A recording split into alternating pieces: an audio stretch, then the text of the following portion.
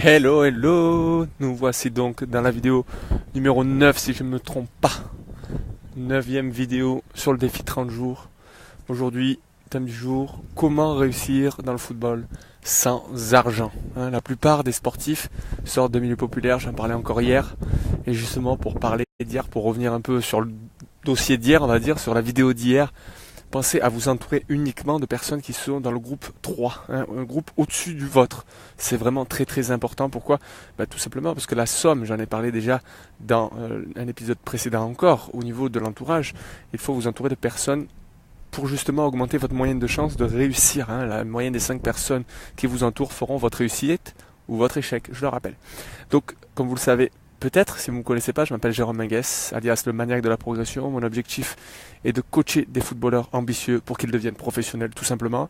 J'ai coaché en préparation mentale, diététique et athlétique à distance, d'accord ? Là, actuellement, pour ceux qui ne le savent pas, c'est la première fois que vous me voyez, je suis actuellement à Miami, deuxième jour à Miami, où justement, la ville riche, la ville des très riches. Et donc, l'idée de cet épisode me vient justement parce que j'y suis. Comment réussir dans le football sans être riche, sans avoir d'argent ? J'ai envie de dire même en étant pauvre. Mais j'ai envie de dire, si vous êtes pauvre, vous avez plus de chances de réussir. Alors ça va peut-être vous choquer, je vais le répéter. Si vous êtes pauvre, vous avez plus de chances de réussir dans le football ou dans n'importe quoi que ce soit dans la vie. Pourquoi ? Je vais vous expliquer. Au niveau olympique, en France, on a peut-être le meilleur, franchement, le meilleur centre national du monde entier. Allez, je vais être un peu chauvin.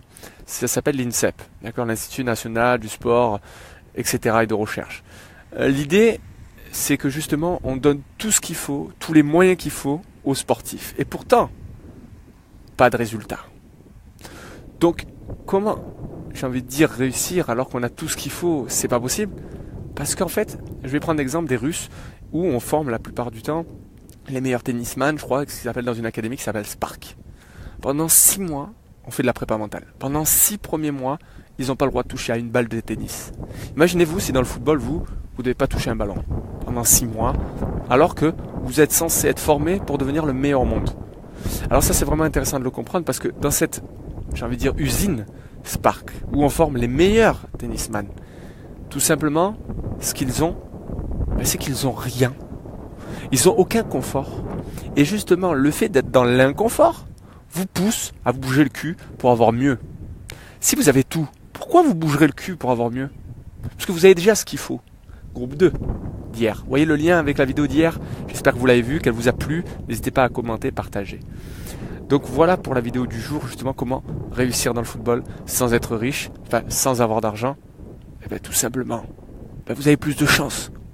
Donc, il faut travailler. Alors, il n'y a pas de secret. Pour réussir, il faut travailler. Plus que les autres. Mieux que les autres même. Pas forcément plus, mieux que les autres. De manière qualitative et pas quantitative. D'accord ? C'est vraiment important. Donc voilà pour la vidéo du jour. J'espère qu'elle vous aura plu. N'hésitez pas à la partager, à commenter, à liker, à mettre un cœur.